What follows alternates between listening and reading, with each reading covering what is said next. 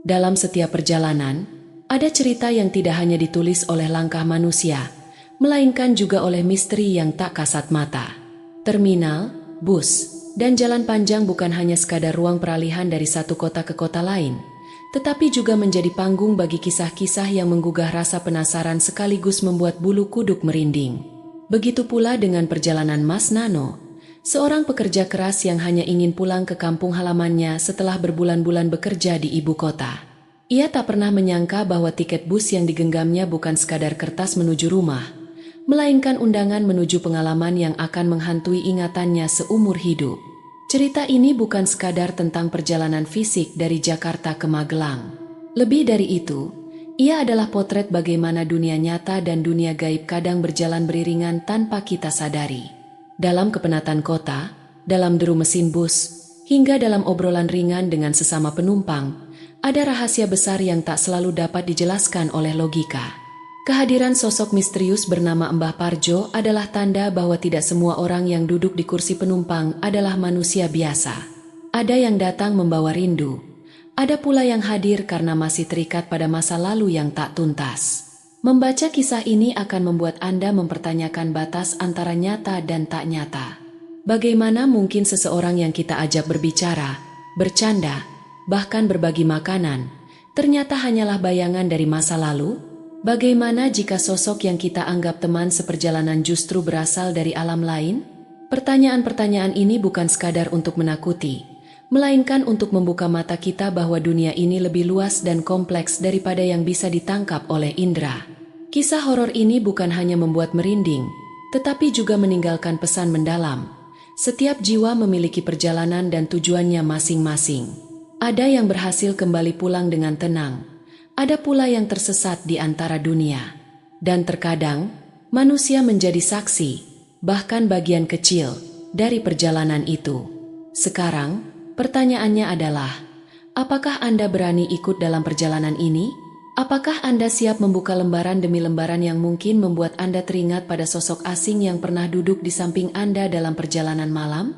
Jangan biarkan rasa takut menghentikan langkah. Justru, biarkan rasa penasaran membawa Anda semakin dalam ke dalam cerita ini. Mari ikuti kisah penumpang gaib, perjalanan horor Jakarta Magelang dan temukan sendiri rahasia yang tersembunyi di balik kursi penumpang bus malam.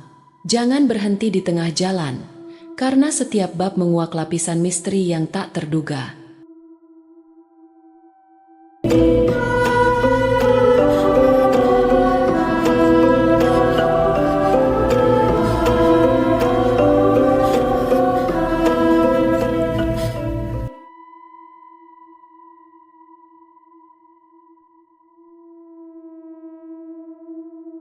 Matahari siang memancarkan sinarnya dengan garang di atas terminal Pulau Gebang, Jakarta. Hiruk-pikuk suasana terminal bercampur bau knalpot, keringat, dan aroma rempah dari pedagang asongan yang lalu lalang. Mas Nano, seorang pria parubaya dengan ransel lusuh di punggungnya, berdiri di tengah keramaian. Pekerjaan sebagai kuli bangunan di kota besar telah membuat tubuhnya lelah dan tangannya kasar oleh kapalan. Namun, hari itu hatinya terasa ringan. Setelah 6 bulan bekerja keras, akhirnya ia bisa pulang ke Magelang untuk bertemu dengan istri dan anak-anaknya yang sudah lama ia rindukan. Dengan langkah mantap, Mas Nano menuju salah satu loket bus. Sesekali ia mengusap peluh di dahinya sambil menengok tiket di tangannya. Magelang, lewat tol. Seru seorang kernet dengan suara serak, menarik perhatiannya. Setelah tawar-menawar singkat, Mas Nano mendapatkan tiket keberangkatan untuk siang itu. Sambil menunggu, ia memilih duduk di bangku pojok yang agak sepi, menyeruput es teh manis yang ia beli dari warung kecil di dekat terminal. Pandangannya mengamati sekeliling, menangkap wajah-wajah lelah yang membawa cerita masing-masing. Di tengah kesibukannya, matanya tertuju pada seorang kakek tua yang berdiri di dekat tiang terminal. Pakaiannya sederhana, sedikit lusuh, dan rambut putihnya tampak berantakan. Kakek itu memegang tas kain belel di tangannya yang gemetar, sementara matanya terlihat bingung seperti mencari sesuatu. Mas Nano merasakan dorongan untuk menolong. Sosok kakek itu mengingatkannya pada almarhum kakeknya di kampung, seorang pria yang sederhana dan bijaksana. Tanpa ragu, Mas Nano menghampiri kakek itu. "Mbah, butuh bantuan?" tanyanya dengan suara cukup keras agar terdengar di tengah bising terminal. Kakek itu menoleh perlahan. Matanya yang keruh menatap Nano dengan pandangan penuh harap. "Le, mau pulang, tapi bingung mana bisnya," ucapnya pelan dengan logat Jawa yang kental. "Mbah mau kemana?" tanya Mas Nano sambil tersenyum ramah. "Magelang, Jawa Tengah," jawab kakek itu singkat, meski terlihat ragu. Ia kemudian menambahkan, "Atau Solo, pokoknya Jawa Tengah." "Oh, kebetulan sekali, Mbah. Saya juga ke Magelang. Kita bisa bareng naik bus nanti," kata Mas Nano antusias. Kakek itu tersenyum lebar, menunjukkan giginya yang sudah banyak ompong. "Alhamdulillah, syukur, Le, ada teman. Sendirian terus, rasanya capek." Obrolan mereka berlanjut sambil menunggu bus. Kakek itu memperkenalkan dirinya sebagai Parjo. Dengan tangan gemetar, ia menjabat tangan Mas Nano yang hangat dan kokoh. Cerita-cerita ringan mengalir dari mulut Mbah Parjo tentang masa kecilnya di desa dan kehidupannya yang sederhana. Meski sering melompat dari satu topik ke topik lain, Mas Nano mendengarkan dengan sabar. Tak terasa waktu berlalu, dan suara kernet memanggil penumpang tujuan Magelang terdengar lagi. Mas Nano membimbing Mbah Parjo ke bus, membantu mengangkat tas kainnya ke bagasi atas. Mereka duduk bersebelahan, siap memulai perjalanan panjang menuju Jawa Tengah. Perasaan hangat menyelimuti Mas Nano. Entah mengapa, meski baru saja bertemu, ia merasa seperti menemukan seorang kakek yang sudah lama ia kenal. Ia tidak menyadari bahwa perjalanan ini akan menjadi pengalaman yang tak pernah ia lupakan. Bus perlahan meninggalkan terminal Pulau Gebang, membelah kemacetan Jakarta yang tak pernah tidur. Di dalam bus yang tidak terlalu ramai, suasana terasa lebih tenang. Mas Nano duduk di sebelah Mbah Parjo, sesekali memandang keluar jendela, mengamati gedung-gedung tinggi yang mulai berganti dengan hamparan sawah di pinggiran kota. "Le, saya dulu juga suka naik bus seperti ini," kata Mbah Parjo tiba-tiba, membuka percakapan. Suaranya lembut, namun sedikit bergetar. "Oh ya, Mbah, kemana biasanya?" tanya Mas Nano, menimpali dengan penuh perhatian. "Dulu, waktu muda, saya sering ke pasar jual hasil panen. Sawah saya luas, Le, di dekat gunung. Padi dan jagung melimpah waktu itu," ujar Mbah Parjo sambil menunjuk ke arah utara, meski yang ada di luar hanya hamparan hijau. Mas Nano tersenyum. "Pasti senang ya, Mbah, bisa punya sawah besar, panennya pasti banyak." Mbah Parjo mengangguk kecil, matanya menerawang jauh. "Iya, Le, tapi itu dulu. Sekarang tinggal cerita. Semuanya sudah hilang." Rasa iba menyelip di hati Mas Nano. Kakek tua ini terlihat sangat kesepian, namun ia tetap menjaga senyum tipis di wajahnya. Obrolan pun berlanjut, membawa mereka ke berbagai kisah masa lalu Mbah Parjo. Tentang sungai dekat rumahnya yang airnya jernih, pohon jambu besar dengan buah yang manis, hingga kenangan tentang teman-temannya saat masih muda. "Dulu, sungai itu penuh ikan. Saya sering mandi di sana. Le, airnya dingin, segar sekali," cerita Mbah Parjo dengan semangat yang tiba-tiba muncul. Matanya berbinar, seolah ia kembali ke masa itu.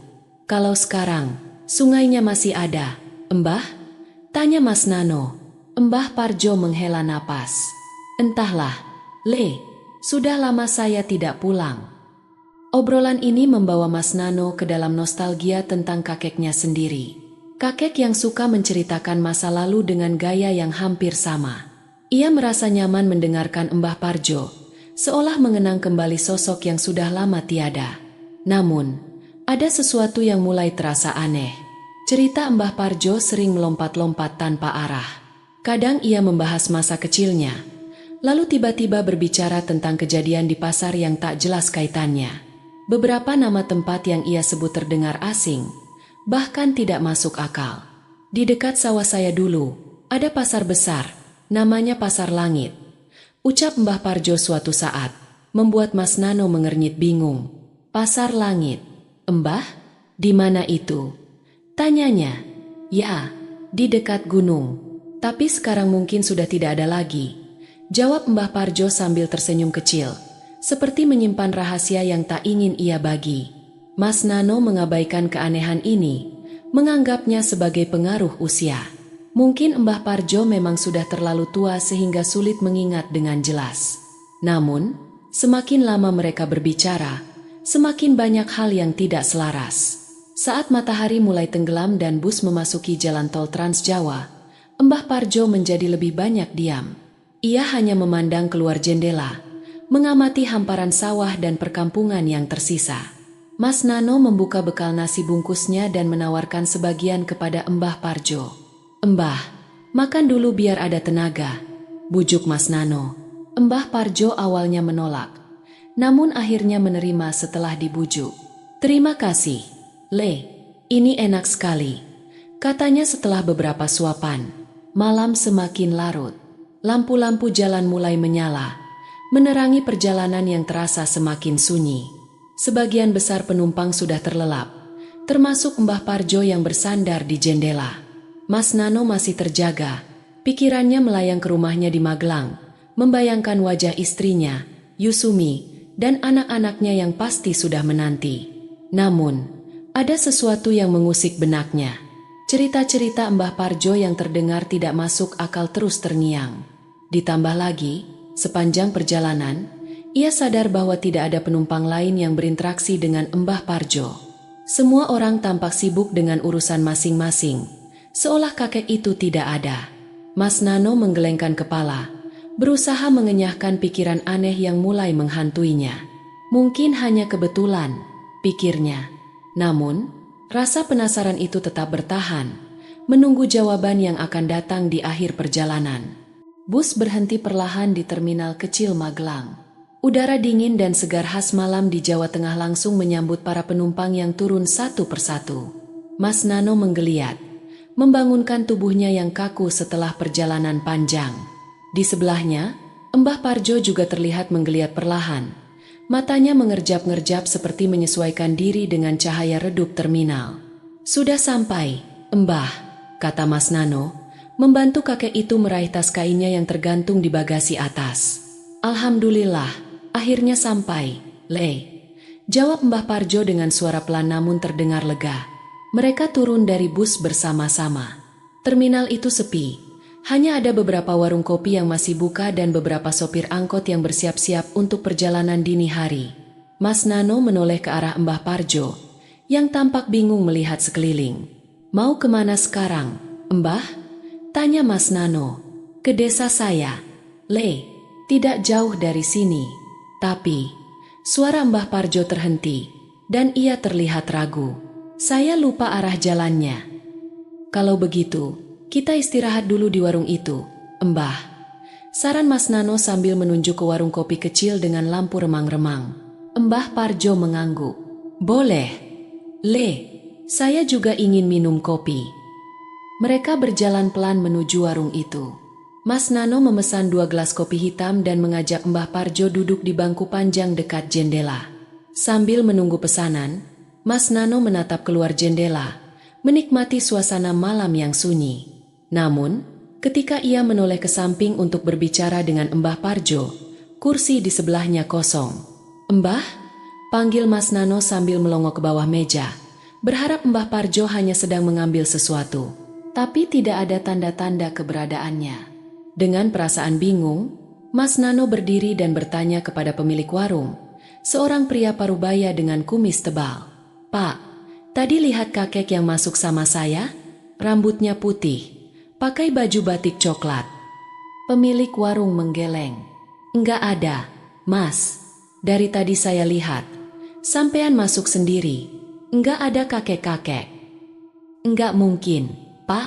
Saya tadi sama kakek itu sejak di bus," jawab Mas Nano. Suaranya bergetar. Pengunjung lain di warung itu, seorang sopir angkot, ikut menoleh. "Betul, Mas. Dari tadi saya juga cuma lihat sampean. Enggak ada orang lain." Rasa dingin menjalar ke seluruh tubuh Mas Nano. Ia keluar dari warung, menatap sekeliling terminal yang sunyi, mencari-cari sosok Mbah Parjo.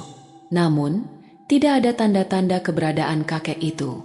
Pikiran Mas Nano berputar. Ia yakin betul bahwa ia bersama Mbah Parjo sejak di Jakarta. Mereka mengobrol, makan bersama, bahkan turun dari bus bersama. Tapi bagaimana mungkin tidak ada yang melihat keberadaan kakek itu? Dengan langkah berat, Mas Nano meninggalkan terminal. Di pangkalan ojek yang masih beroperasi, ia bertanya kepada seorang tukang ojek, "Pak, ke Dusun Mekarjaya, ya?" "Siap, Mas, naik aja," jawab tukang ojek itu ramah. Dalam perjalanan menuju rumah, pikiran Mas Nano terus dipenuhi bayangan Mbah Parjo. Sosok kakek itu, senyumnya, cerita-ceritanya, semua terasa begitu nyata. Tapi kejadian di terminal membuatnya mempertanyakan apa yang sebenarnya terjadi. Setibanya di rumah, Yusumi, istrinya, menyambutnya dengan senyuman lega. "Mas, alhamdulillah sudah sampai," katanya sambil memeluk Mas Nano erat. Mas Nano membalas pelukan itu, tapi wajahnya masih terlihat pucat. Setelah menaruh ranselnya, ia duduk di kursi rotan, sementara Yusumi menyiapkan air hangat untuknya. "Ada apa, Mas? Kok kayaknya lemes gitu?" tanya Yusumi, duduk di sebelahnya dengan tatapan khawatir. Mas Nano menghela napas panjang. Ada hal aneh yang terjadi di perjalanan tadi," katanya pelan. Ia menceritakan semua yang ia alami sejak pertemuannya dengan Mbah Parjo di Terminal Jakarta, hingga kejadian di Terminal Magelang. Yusumi mendengarkan dengan saksama. Sesekali matanya membulat dan tangannya menutup mulut. "Dan di terminal tadi, mereka semua bilang saya sendirian, tapi saya yakin betul saya bersama Mbah Parjo," kata Mas Nano, mengakhiri ceritanya dengan suara bergetar. Yusumi terdiam sejenak, lalu menarik napas panjang. "Mas, itu mungkin bukan manusia." Kata-kata Yusumi membuat tubuh Mas Nano meremang. "Bukan manusia? Maksudmu, tanyanya, suaranya semakin kecil. "Ya, makhluk seperti itu memang ada, Mas. Dulu kakek saya pernah cerita, mereka suka menyamar menjadi manusia. Kadang ikut perjalanan seperti ini, entah karena ingin menemani atau punya maksud lain," jawab Yusumi pelan, tapi tegas. Malam itu, suasana rumah mereka terasa mencekam. Mas Nano terus memikirkan sosok Mbah Parjo. Semakin ia mencoba mengabaikan, bayangan kakek itu semakin jelas di benaknya. "Apa maksud Mbah Parjo menemani saya?" pikir Mas Nano sambil menatap langit-langit kamar yang gelap. Di sampingnya, Yusumi membacakan doa-doa kecil, berusaha menenangkan suaminya. Namun, pertanyaan itu tetap mengendap di hati Mas Nano, meninggalkan rasa takut yang belum terjawab. Malam setelah kepulangannya dari terminal, Mas Nano merasa sulit tidur. Meski tubuhnya lelah setelah perjalanan panjang, pikirannya terus dipenuhi bayangan Mbah Parjo. Setiap kali ia memejamkan mata, suara bisikan samar terdengar di telinganya. Dulu saya punya sawah luas. Pulang, pulang." Mas Nano membuka matanya lebar-lebar. Keringat dingin mengalir di pelipisnya. Di sampingnya, Yusumi yang tertidur tampak tenang, seolah tidak merasakan apa-apa. Ia mencoba menenangkan diri, mengingat doa-doa yang biasa diajarkan orang tuanya dulu, lalu bergumam pelan, "A'udzubillahi minasyossi." Namun, bisikan itu tetap muncul, seperti hembusan angin di dekat telinganya. Meski tidak menakutkan, suara itu cukup membuat bulu kuduknya meremang. Hari-hari berikutnya, gangguan itu tidak berhenti. Kadang Mas Nano merasa seperti ada seseorang yang mengawasinya dari sudut-sudut gelap rumah. Di waktu lain, ia mendengar suara tawa kecil, samar-samar, namun cukup jelas untuk membuatnya merinding. "Mas, kenapa kau melamun terus?" tanya Yusumi suatu sore ketika mereka sedang duduk di dapur, menemani anak-anak bermain di halaman. Mas Nano menggeleng pelan. "Enggak apa-apa, mungkin capek saja." Namun, dalam hati, ia tahu ada sesuatu yang salah. Gangguan itu tidak hanya terjadi di malam hari, tetapi juga di siang bolong. Ia pernah mendengar suara langkah di belakangnya ketika sedang bekerja di kebun. Saat menoleh, tidak ada siapa-siapa. Puncaknya, suatu malam, Mas Nano bermimpi berada di sawah yang sangat luas. Di kejauhan, ia melihat Mbah Parjo berdiri di tepi sungai, melambaikan tangan. "Le, kesini," panggil suara Mbah Parjo. Dalam mimpi itu, Mas Nano merasa ragu, tapi kakinya seakan bergerak sendiri menuju sungai. Ketika ia mendekat, wajah Mbah Parjo berubah menjadi pucat dan matanya kosong. Mas Nano terbangun dengan nafas tersengal. Tubuhnya basah oleh keringat dingin. "Mas, mimpi apa?" Yusumi yang terbangun melihat suaminya terlihat panik. "Mimpi Mbah Parjo lagi, Yu," jawabnya pelan, menundukkan kepala. Setelah beberapa hari mengalami gangguan, Yusumi mengusulkan sesuatu. "Mas, bagaimana kalau kita ke makam orang tua Mas? Kita berdoa di sana, memohon perlindungan dari Yang Maha Kuasa." Mas Nano setuju. Esok paginya, ia mengajak Yusumi dan anak-anaknya ke makam orang tuanya. Mereka membawa bunga dan air untuk membersihkan makam. Perjalanan itu terasa seperti pelepasan beban berat di dada Mas Nano. Setibanya di makam, Mas Nano duduk bersila di depan pusara kedua orang tuanya. Ia menaburkan bunga, lalu mulai berdoa dengan khusyuk. Dalam doanya, ia memohon agar keluarganya dilindungi dari segala bentuk gangguan, dan jika benar Mbah Parjo adalah arwah yang tersesat, ia berharap arwah itu bisa menemukan jalan ke tempatnya yang tenang. Suasana di makam itu tenang, hanya suara angin yang berhembus dan dedaunan yang berbisik. Mas Nano merasa damai, seolah seluruh beban yang ia rasakan mulai menghilang. Ketika mereka pulang, perasaan itu terus melekat. Gangguan dari Mbah Parjo perlahan berkurang. Bisikan yang biasa ia dengar menjadi semakin jarang, dan mimpi-mimpi anehnya mulai memudar. Minggu-minggu berikutnya, kehidupan Mas Nano kembali normal. Ia membantu Yusumi di sawah kecil mereka, bermain dengan anak-anaknya, dan sesekali membantu tetangga membangun rumah atau bertani. Gangguan dari Mbah Parjo benar-benar hilang. Tidak ada lagi bisikan, tawa, atau bayangan di sudut-sudut gelap.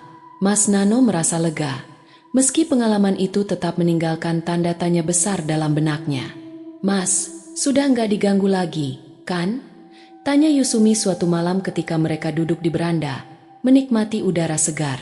Mas Nano mengangguk. "Sudah, Yu, mungkin doa kita didengar."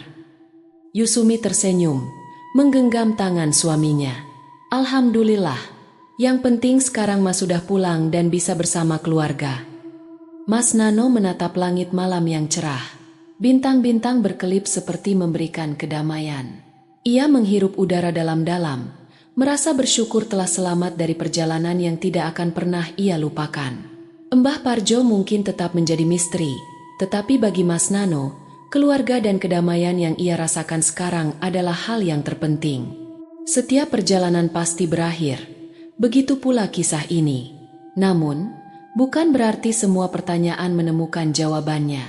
Mas Nano akhirnya tiba di rumah, bertemu kembali dengan keluarganya, dan menemukan kembali kedamaian yang sempat direnggut oleh kehadiran misterius Mbah Parjo.